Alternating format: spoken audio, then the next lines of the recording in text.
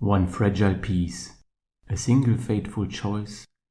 As the balance between two worlds teeters, the universe's true nature is revealed. Colder, stranger, and deadlier than anyone imagined. Welcome to Liu Cixin's Death's End.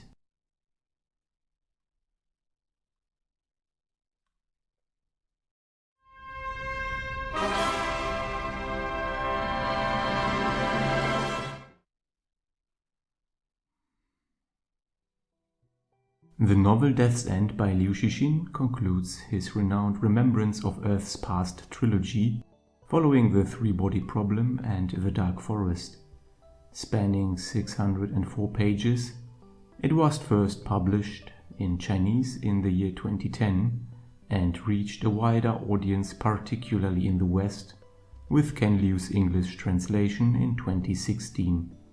As a result, most of the international recognition and awards came after the translation, fueled by the success of the earlier books and the anticipation of a growing global readership. The story of Death's End partially overlaps with events from the three-body problem and the Dark Forest, but primarily pushes the narrative deep into the far future. The main plot begins shortly after the events of the Dark Forest. It should not surprise readers that Death's End continues the trilogy's gradual softening on the Mohs scale of science fiction hardness. Yet Liu Cixin does this in his own distinctive way, by unleashing an extraordinary array of imaginative concepts. These ideas often verge on the magical, with only a loose basis in scientific reality, if any. Despite that, they are always integrated into the narrative with purpose, building up in the logic and conditions of the story's universe. The result is a wealth of fresh concepts that stand alongside and at times surpass the brilliance of the earlier novels, giving this volume its own distinct identity rather than feeling like a simple rehash.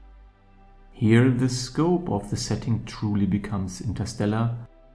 The cast size is similar to that of the first book, though I personally found The Dark Forest to have stronger and more memorable characters. Once again, we meet an almost entirely new main cast, joined by a few returning figures, most notably Luo Ji, the protagonist of The Dark Forest. The new central figure is Sheng Xin, who for the most part is likable and relatable, though in part because of her occasionally naive and misguided decisions. I will return to that particular point later. In terms of critical reception, Death's End was nominated for the Hugo Award for Best Novel in 2017, the Kurd-Laßwitz-Preis for Bestes ausländisches Werk in 2020, the Teddy Valteja Award in 2021, and the Goodreads Choice Award for Science Fiction in 2016. It went on to win the Locus Award for Best Science Fiction Novel in 2017. Reader reception has been equally strong, with an aggregated rating of around 4.4 out of 5 stars across platforms such as Goodreads, Library Thing, and Amazon. When it comes to adaptations, Death's End has yet to inspire the same level of projects as the first two novels, but given the property's popularity, it seems only a matter of time before that changes. At this point, I must give a spoiler warning for The Three-Body Problem, The Dark Forest, and to a lesser degree, Death's End itself. If you wish to avoid major plot revelations, please skip ahead to the spoiler-free sections, which will be clearly marked by the lack of red warning bands.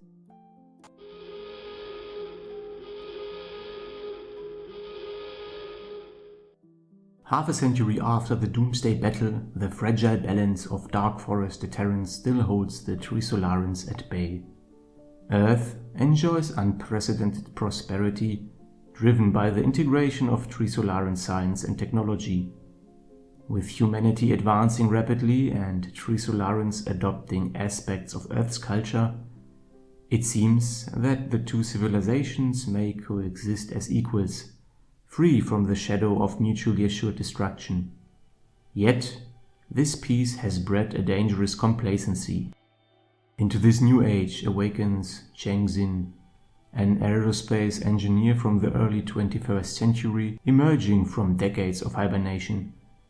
She carries knowledge of a long-forgotten program from the earliest days of the Trisolaran crisis, and her very presence threatens to disrupt the delicate balance between the two worlds. Will humanity seize the stars, or perish in its cradle? As mentioned earlier, Liu Cixin unleashes his full creative force in this particular novel.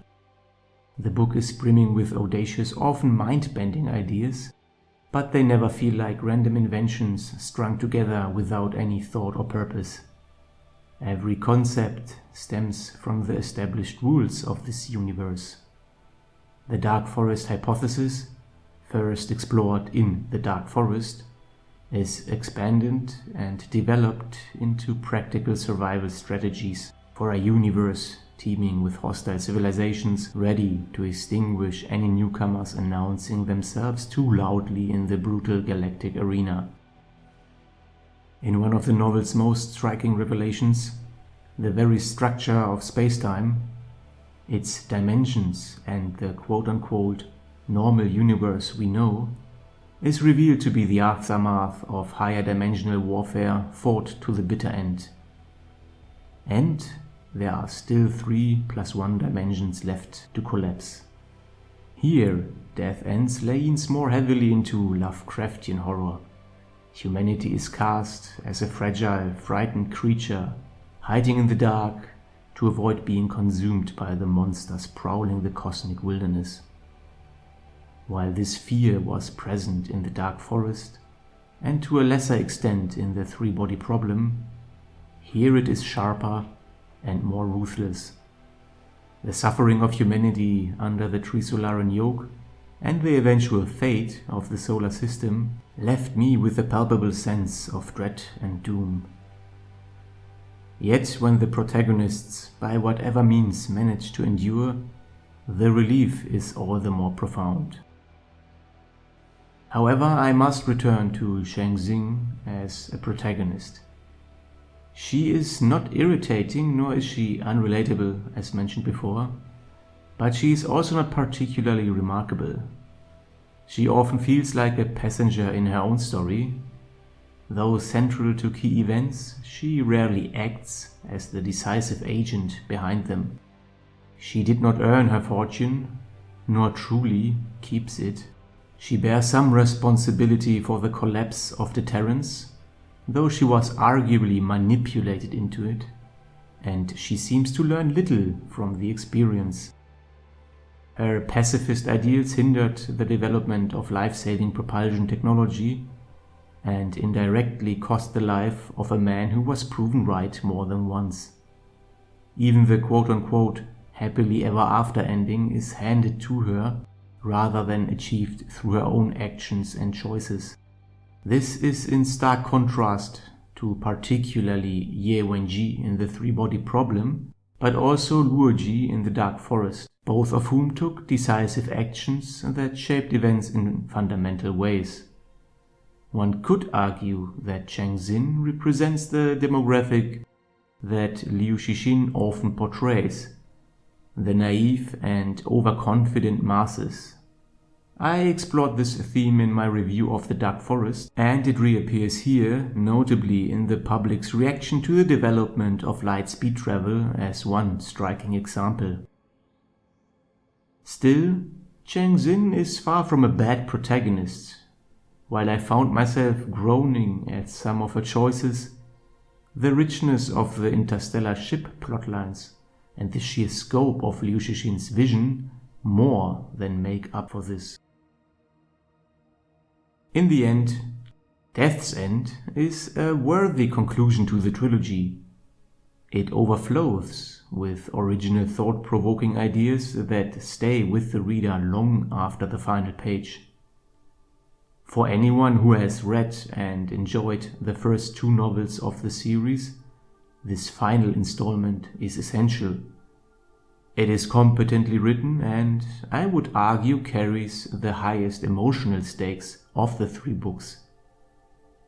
For my personal ranking, The Dark Forest remains at the top, largely because Chang Xin, in my opinion, is the weakest protagonist of the trilogy. Between Death's End and the 3-body problem, I find it too close to call. But to be clear, I enjoyed all 3 books immensely. What are your thoughts on the entire series and on this particular novel? Do you agree or do you disagree?